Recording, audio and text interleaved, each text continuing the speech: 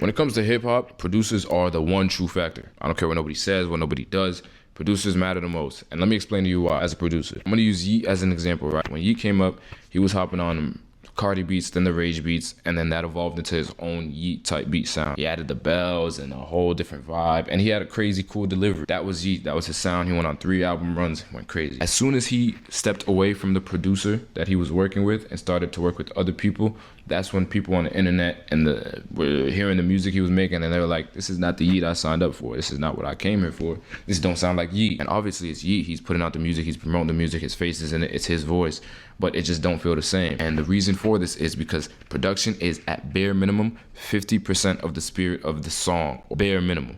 And I'm gonna explain to you why. First and foremost, production is a lot more versatile, expansive than the artist side of things, right? As an artist, there's only really so much you can do. You can change the things you talk about, you can change how you talk about them, you can change the pitch and you sing them. That's really it. When it comes to production, you can change the instruments, you can change the drums, you can add effects on top of it, you can change the tempo, you can change the key, you can change the genre, there's so many different ways you can really play around with the production. So there's a lot more soul and spirit and creativity in the production side of things. B, when it comes to getting inspiration, artists usually get inspiration from the beats. That's why you see videos of folks in the studio, they listen to the beats back to back to back, bobbing their head.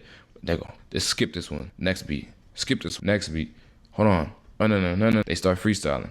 And that's because the beat that they're hearing right now sparked some sort of creativity or inspiration in them, which led to them being able to tell whatever story or say whatever they want on the beat. The beat inspires the artist. And the third point that I'm gonna make is the Yeat example.